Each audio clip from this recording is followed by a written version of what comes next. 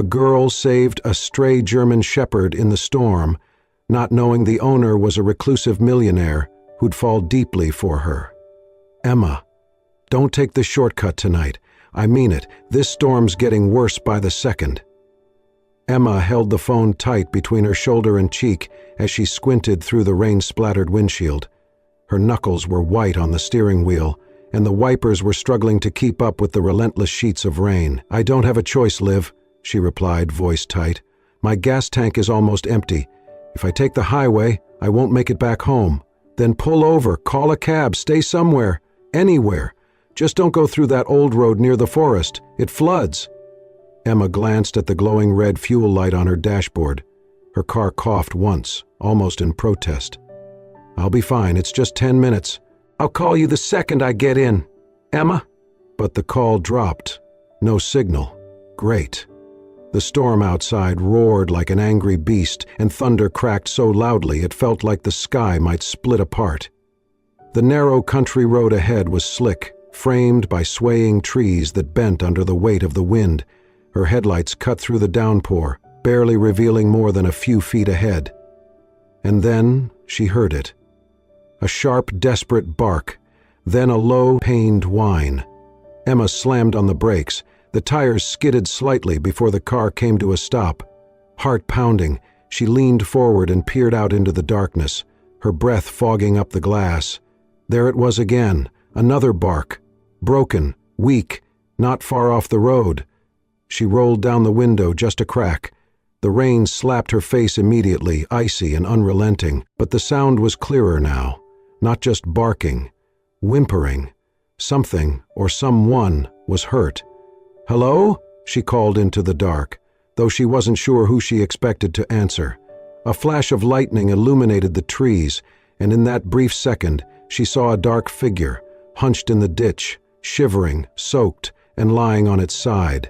Without thinking, Emma jumped out of the car, yanking her hoodie over her head, though it did little against the downpour. She splashed through puddles, slipping slightly in the mud as she made her way toward the form. As she got closer, her heart twisted. It was a German shepherd, large, proud, but now trembling with cold and pain. Its left front leg was twisted at an odd angle, and its fur was matted with mud and blood. Yet despite its obvious agony, the dog didn't growl or bark at her. It just looked up at her with wide, soulful eyes that shone even in the darkness. "Oh my God," she whispered, crouching beside it. Hey, you're okay now, I've got you." The dog whimpered again, trying to lift its head. Emma reached out slowly, letting it sniff her soaked hand. When the shepherd didn't flinch, she slid her arms underneath its body, gritting her teeth against its weight. It was heavier than it looked. The rain pelted her harder as she struggled back to the car, cradling the wounded dog like a child. Her jeans were soaked through, her shoes squelching with each step. By the time she got the back door open and gently laid the dog on the seat, she was shivering too. She jumped into the driver's seat, teeth chattering, hands trembling, not from fear, but from adrenaline and cold. She looked at the dog in the rearview mirror. It was curled up now, breathing shallowly, its eyes locked on hers. "I don't know who you are," she murmured, "but you're not dying out here. Not tonight." The gaslight flickered again. She pulled back onto the road, driving slower now, one eye on the shepherd behind her. Maybe it had an owner. Maybe it didn't.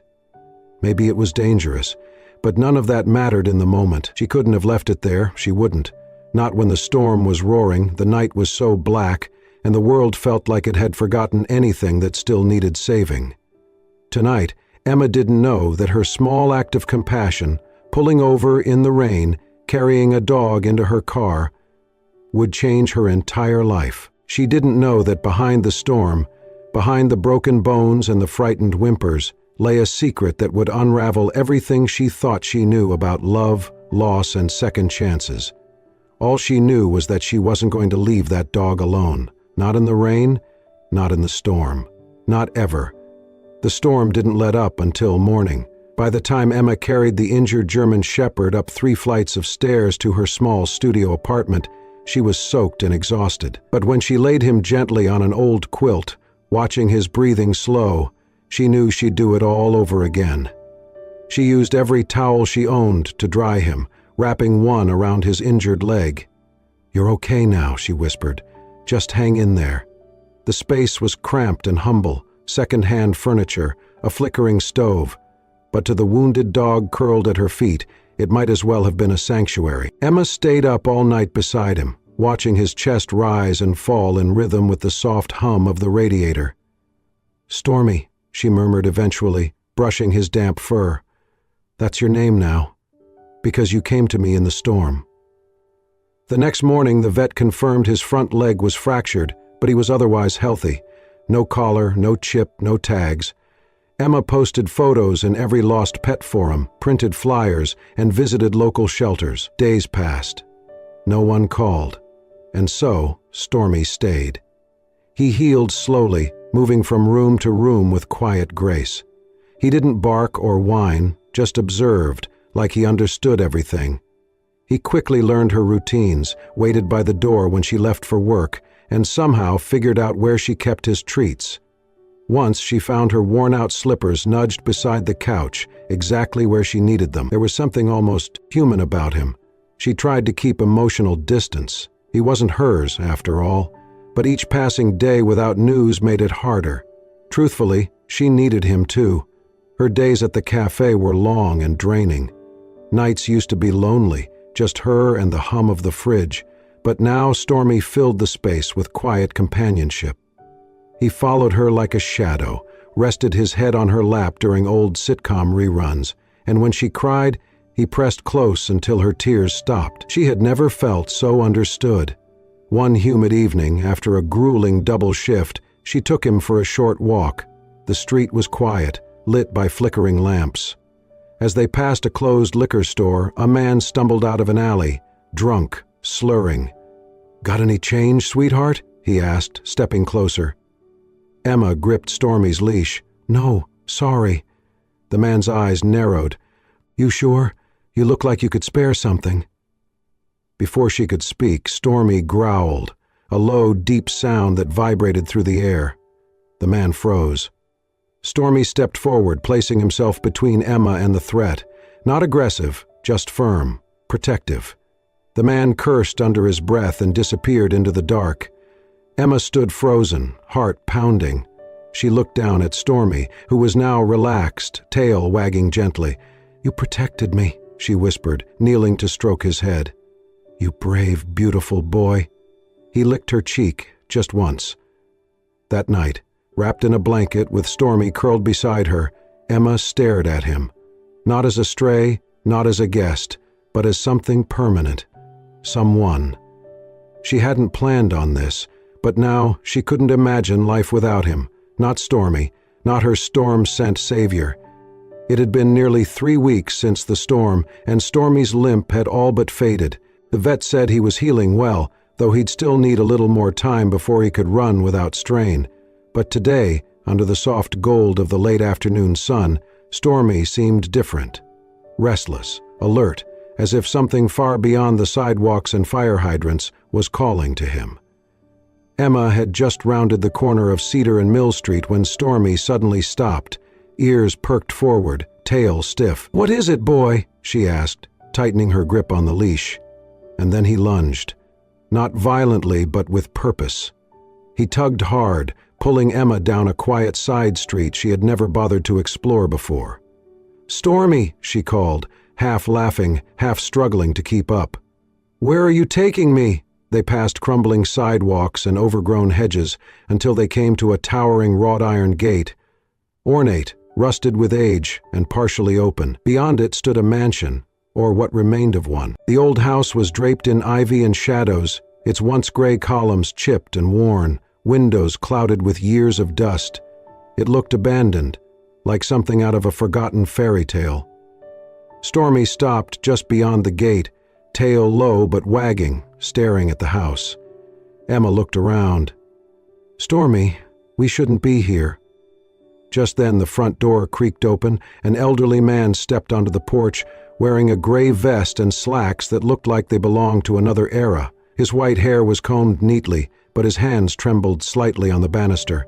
He looked like a ghost conjured by the house itself. "Who?" the man began, then stopped cold. His eyes dropped to Stormy. The dog, too, had frozen. For a moment, time itself seemed to still. The man took a shaky step forward. "Knight," he whispered, voice cracking. "Is it really you?" Emma blinked. "Knight?" The man was already descending the steps, eyes wide, mouth slightly open as if afraid to breathe. Stormy stepped forward tentatively, ears tilted back. Then, in a move that sent chills down Emma's spine, he sat directly in front of the man, lifting one paw, his injured one, gently into the air. The man dropped to his knees, tears spilling freely down his cheeks. "Oh, my boy," he choked out. "My brave, stubborn boy." Emma stood in stunned silence. She felt like she'd wandered into someone else's memory. It took several minutes before the man composed himself. He rose, wiping his face, and turned to Emma. I'm sorry," he said hoarsely. "You must think I'm mad. Please, would you come inside?" Emma hesitated, looking at the towering house behind him. "I promise, it's safe," he added quickly. I'd like to hear how you found him." Something in his voice, fragile and deeply sincere, convinced her. She nodded. Inside, the mansion was dimly lit, but surprisingly intact. The entry hall bore traces of former grandeur, a chandelier cloaked in dust, faded portraits lining the walls, and antique furniture covered in white cloths. The air smelled of old books and something faintly floral, like dried roses. The man led her to a sunroom with tall windows and worn velvet chairs. He gestured for her to sit, then disappeared briefly and returned with 2 cups of tea. "I'm Wallace," he said, settling into a chair across from her. "I was the caretaker of this estate. Still am, I suppose." Emma nodded slowly. "I'm Emma, and that's... well, I've been calling him Stormy." Wallace smiled faintly. "He always did love the rain." There was a pause. Then Emma asked, "So, his real name is Knight?" Wallace nodded. "Yes. Knight belonged to Mr. Alexander Graves." The name struck something faintly familiar in Emma's memory. Her eyes narrowed. "Wait, I know that name." "You likely do," Wallace said softly. "Years ago, Mr. Graves was everywhere. Headlines, magazines, tech journals. He built one of the biggest private software companies in the country. Retired before he turned 40. A self-made billionaire." Emma's jaw dropped. "You mean this house?" "Yes," Wallace said. "This was his sanctuary. He vanished from the public eye 5 years ago. No one's seen him since." "Why?" Wallace looked down into his tea. "He lost his wife and daughter in a car accident. His driver lost control on the bridge during a storm. Knight was in the back seat with them. He survived. They didn't." Emma felt her breath catch. She looked down at Stormy, Knight now lying peacefully on the rug, as if he remembered it all. "Mr. Graves blamed himself," Wallace continued. "Shut everything down. He hasn't spoken to the press or anyone outside this house in years. Only me. And then, one day, Knight ran off. Alexander thought he'd never see him again." Emma blinked, heart aching. "I found him that night, during a storm, too." Wallace's eyes welled again. Maybe the storm brought him back to where he belonged." Emma looked at Knight. His gaze met hers, and in it she saw more than a dog. She saw memory, grief, loyalty, and something else, something deeper. Wallace stood, smoothing his vest. "Would you stay for a while, Mr. Graves? He should know. He deserves to see Knight again." Emma hesitated. She had no idea what kind of man Alexander Graves was now, but something told her this wasn't just about returning a lost dog. This was the beginning of something far more complicated and perhaps far more beautiful. And so she nodded. "I'll stay." The drawing room was quiet when he entered. Emma felt it before she saw him. The kind of presence that filled a space like a winter wind, silent, sharp, and impossible to ignore. Alexander Graves stepped into the room with the poise of someone used to command, yet he carried a stillness that was almost haunting. Tall, lean, dressed in a black button-up shirt and dark slacks, he looked nothing like the tech mogul Emma had once seen in old magazine covers Wallace later showed her. His hair was flecked with gray, his face more angular now, hard edges carved by loss, not time. but it was his eyes that struck her most. They were icy blue, rimmed with fatigue, but there was pain in them too. Deep, quiet pain. And when those eyes landed on Knight curled up at Emma's feet, Alexander froze, his breath caught, his jaw clenched. "Knight?" he said, barely above a whisper. The dog lifted his head slowly, then stood.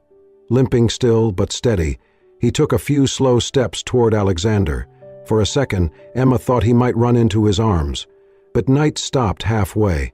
He looked up at his former master, then turned and looked back at Emma, almost as if waiting for something. For permission. Alexander dropped to one knee. "You came back," he murmured. "After all this time."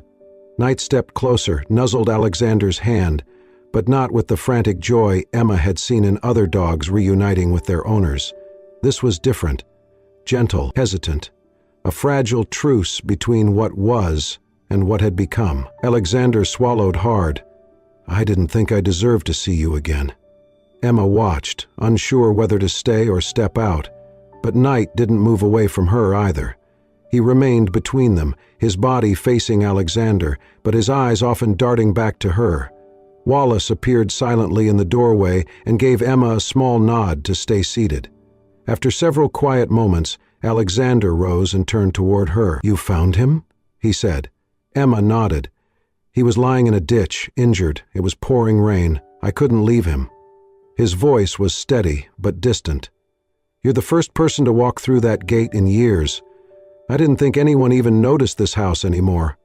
"Your dog did," Emma said gently. "He pulled me here." Alexander glanced at Knight, his expression unreadable. "He left on the anniversary. The third one, to be exact, of my wife and daughter." Emma's hands folded tightly in her lap. She didn't speak, sensing he needed to. "I drove that night," he continued, voice low. "It was late. They were tired. I thought we could make it home faster if I took the bridge.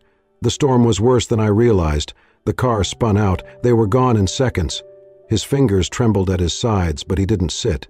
Knight was in the back seat. He clawed his way out of the wreckage. He sat by the road for hours until someone found him. He never left my side after that. Until that anniversary. Then, he was gone. Emma swallowed the lump rising in her throat. "You thought he left you as punishment." Alexander's eyes flicked toward her. There was no anger there, just raw truth. "Yes." Silence settled over the room again, but this time it was thicker. Emma looked down at Knight, who had returned to her side. He rested his head on her foot, eyes half closed. "I think he just couldn't take the pain anymore," she said softly. "Maybe he needed space, just like you did." Alexander studied her for a long moment. Then he walked forward and knelt again beside Knight. "Thank you," he said, not to the dog, but to her. His voice cracked just slightly. "You kept him safe." Emma smiled faintly. "He did the same for me." She stood, brushing her palms on her jeans. "I should go." Knight lifted his head quickly, watching her. Alexander nodded slowly. "You've done more than enough. I'll make arrangements to—" But before he could finish, Knight rose and walked toward Emma, pressing his body gently against her leg. When she took a step back, he followed. Emma looked at Alexander, wide-eyed. I think he doesn't want to stay." Alexander stared at the dog, then at her. His expression, once cold and unreadable, shifted, flickered with something that hadn't been there before. Confusion, hurt, and a small, vulnerable seed of hope. "I haven't seen him like this in years," he said quietly. "Not since—" Emma knelt beside Knight, stroking the fur behind his ears. "Maybe he's not choosing between us. Maybe he just knows where he belongs. For now." Alexander looked down, nodding. For the first time in 5 years, someone had stepped past the gates of his grief, not to fix it, not to pity it, but to understand it. And Knight, his loyal, wounded shadow, had led her there.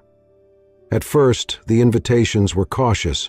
A note slipped under her apartment door from Wallace, a quiet request for her and Knight, Stormy as Emma still affectionately called him, to come by for a visit, then another, and another. Soon Sunday afternoons became ritual. Emma would arrive with a small basket of muffins or banana bread. Stormy leading the way up the grand steps like he belonged there, and he did. Wallace would open the door with a soft smile, and somewhere deeper inside the house, Alexander Graves waited in the sunroom, like a man slowly relearning how to exist. Emma never asked too many questions, never pushed past what he was willing to share. She didn't try to fix him, she simply showed up, with her warmth, her stories, and a laugh that echoed through the empty halls like wind rustling through forgotten curtains. She brought life back to that old house in the quietest of ways. One week, she arrived with a tray of lemon bars and a potted plant. "For the front steps," she said, placing it beside the cracked marble. "It's called creeping thyme. Hardy little thing. Survives just about anywhere." Alexander arched a brow. "Is that a subtle metaphor, Miss Emma?" "Maybe," she smiled, dusting soil off her hands. On another visit, she noticed the ivy choking the garden paths and spent 3 hours on her knees, clearing vines and righting toppled bird baths. Wallace helped. Alexander watched from the veranda with a book in his lap he never actually read. One afternoon, she found the old piano tucked into a room off the library. Its cover was warped, the keys dusty and yellowed. "I didn't know you had this," she said, running her fingers across the ivory. Alexander stood in the doorway. "It belonged to my wife." Emma didn't ask to play it. But a week later, when she returned, the room was cleaned, the piano tuned, and a single stool placed beside it. She played something soft and slow, something that sounded like healing. Bit by bit, Alexander changed. He started to write again. Emma caught glimpses of his journals on the patio table, loose pages filled with messy notes and lines of prose scribbled like confessions. He smiled more, laughed occasionally. Even Wallace remarked one day as they trimmed hedges together, "He hasn't opened those windows in years, you know." Until you. But Emma wasn't just giving light. She was receiving it, too. One golden afternoon, while Stormy dozed at their feet beneath the willow tree in the backyard, Emma told Alexander her story. "I wanted to be a veterinarian," she said, sipping tea from a chipped floral mug. "That was the dream. Always was." Alexander glanced at her, intrigued. "What happened?" "My mom passed when I was 11. Cancer. It was just the two of us. After that, everything kind of unraveled." She gave a small shrug. "I got good grades, worked hard, but when I applied for scholarships, I got rejection after rejection. No connections, no legacy, no magic story that moved them. Just me, poor and persistent." "You don't strike me as someone who gives up easily." Emma laughed. "I didn't. I still don't. But dreams get expensive. Life gets heavy. So, I wait tables, pay bills, and try not to think about it too much." Alexander was quiet for a long moment. "I'm sorry," he said softly. "You deserved more." She shrugged again, but her eyes glistened.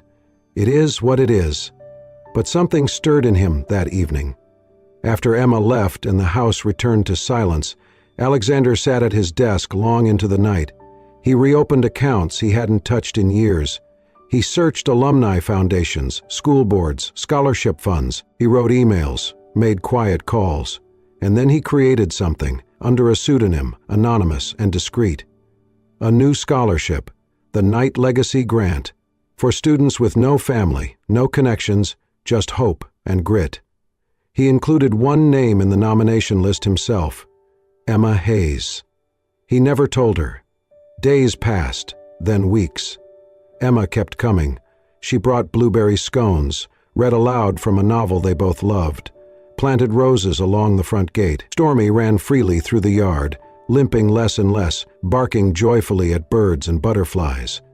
And Alexander, who had once buried his heart behind iron gates and silence, found himself watching her more and more, not just with curiosity, but with something deeper, a reverence, a quiet ache.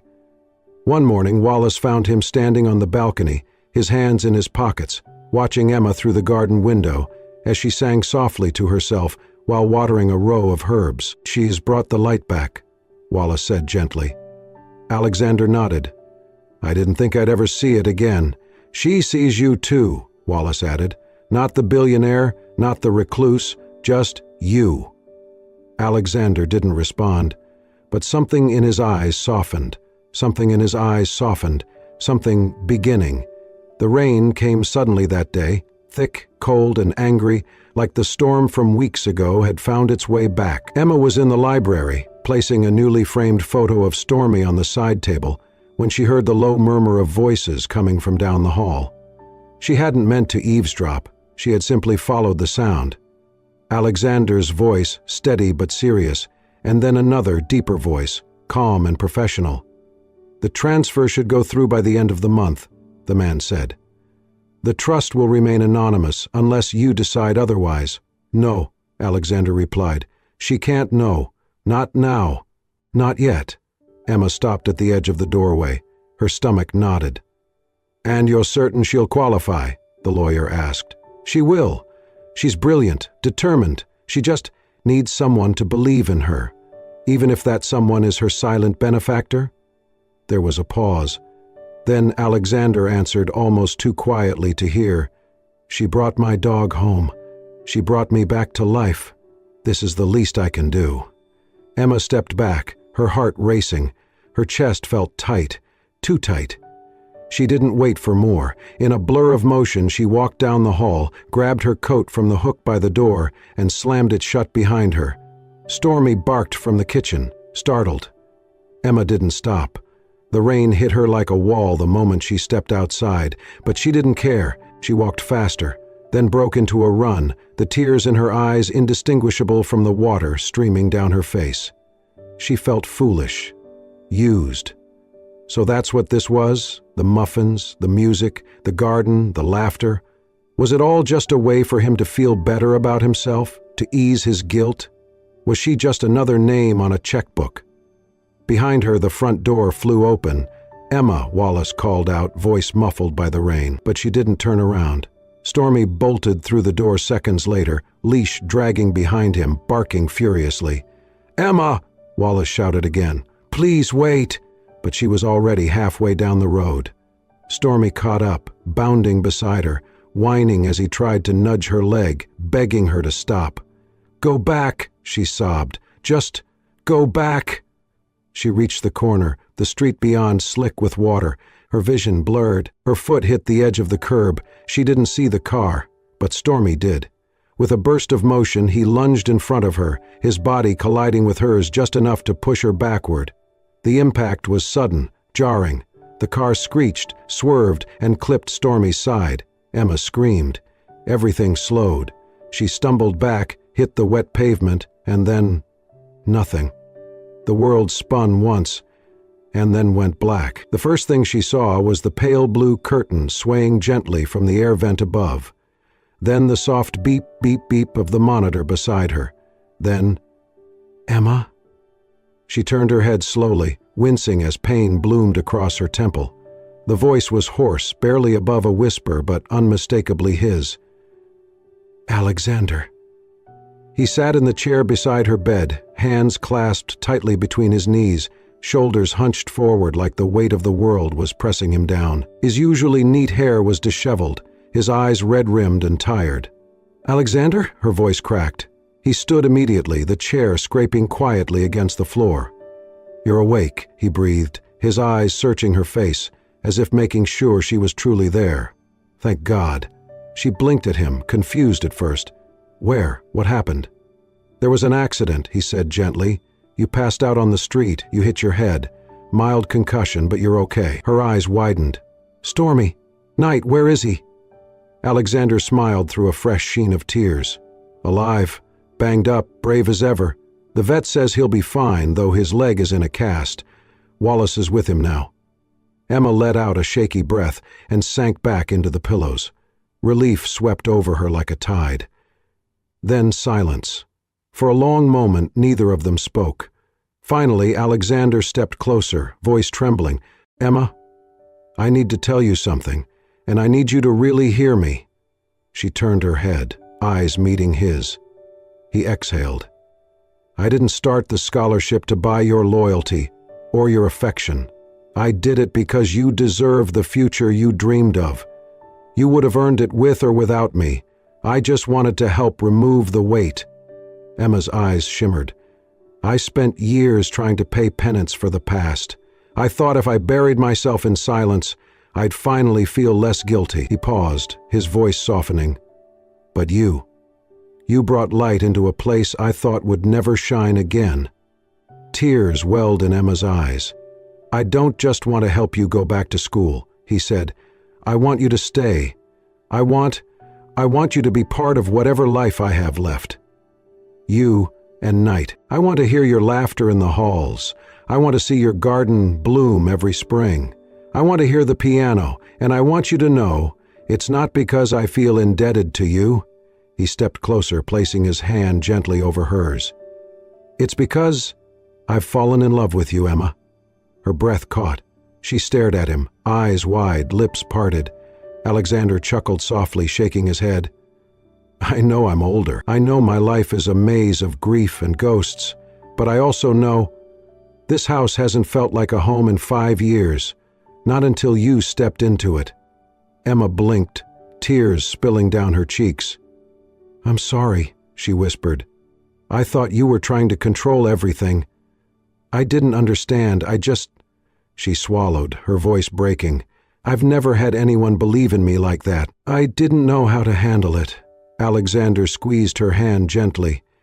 "You don't have to apologize. Just stay." Emma laughed softly through her tears. "You sure about that? You'll be stuck with a half-broke college student, a dog with a limp, and a herb garden that refuses to stay alive." Alexander smiled, the corners of his mouth creasing with something soft and real. "That sounds like everything I've ever needed." She reached for him, pulling his hand to her chest.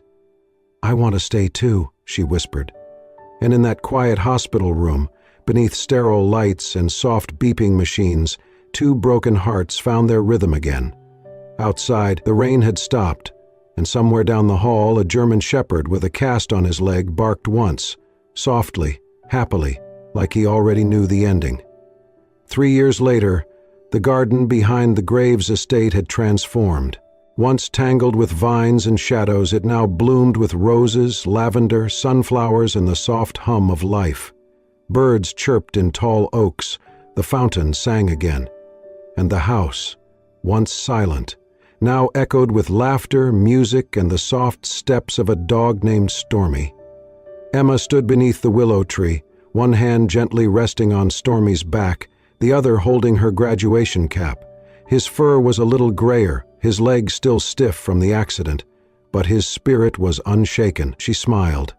Dr. Emma Hayes, DVM, the scholarship Stormy Light Foundation, had carried her through. Only in her final year had she learned the truth. Alexander had created it, in Knight's honor, but for her. She glanced down at Stormy. "We made it, boy," she whispered. Behind her, the screen door opened with a familiar creak. Alexander stepped into the sunlight, wearing a light gray suit, his hair a touch longer, his face gentler. In his hands was a freshly printed book. "I have something for you," he said. Emma raised an eyebrow. "Another self-help bestseller?" He grinned. "Not quite." She took the book, reading the title aloud. When the Rain Brought Her Home. Inside the front cover was a dedication. "To the girl who brought my dog home and carried my heart with her when she left. For Emma, my light in the storm." Emma's eyes brimmed with tears. "You keep making me cry," she whispered, smiling through it. Alexander took her hand. "You make it easy." Just then, Wallace called from the veranda. "They're here! Everyone's ready!" Emma turned, breath catching. "You sure about this?" she teased. "You're marrying someone who talks to dogs more than people." He squeezed her hand. "And you're marrying someone who used to think silence could bury grief. We'll figure it out." She laughed, and the music began. The ceremony was small, friends, a few professors, neighbors, and Wallace, standing proudly at the back, handkerchief in hand. Petals lined the garden path beneath a soft white arch, but the moment everyone waited for came when Stormy trotted down the aisle, wearing a tiny bow tie, a ribbon around his neck holding 2 gold rings. Guests chuckled softly as he stopped loyally at Alexander's side. Then Emma appeared, in a flowing lace dress, glowing with strength and joy born not from ease, but from survival. When she reached him, Alexander whispered, "You take my breath away." She smiled. "Good. You'll need it for the vows." Their voices trembled, their promises rooted in shared pain, love, and healing. When the rings were exchanged, Stormy gave a proud bark, sealing the moment with joy. After the ceremony, guests wandered the blooming garden, sipping lemonade. Music played beneath the old oak. Wallace sat on the veranda, eyes misty. Stormy approached and rested his head gently on Wallace's knee. The old man smiled down at him, then looked toward Alexander and Emma dancing beneath the willow, her laughter ringing like wind chimes. "You brought him back to life, didn't you, boy?" Wallace whispered. Stormy wagged his tail in response. "He's really living again." In the house once haunted by silence, laughter now lived. In the garden once withered by grief, love had rooted deep, and in the heart of a man once lost, a girl and a dog had planted something everlasting: hope.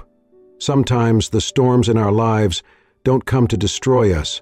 They come to clear the path for something beautiful. Emma thought she was just saving a stray dog that night, but in truth, Stormy saved them all, bridging the hearts of two lonely souls who had almost forgotten what it meant to feel alive. Because sometimes, love finds its way back through the most unexpected roads. If this story touched your heart, don't forget to like, share, and subscribe to Soul Stirring Stories, where we bring you tales that heal, inspire, and remind us of the quiet magic that still exists in the world. We'll see you in the next story.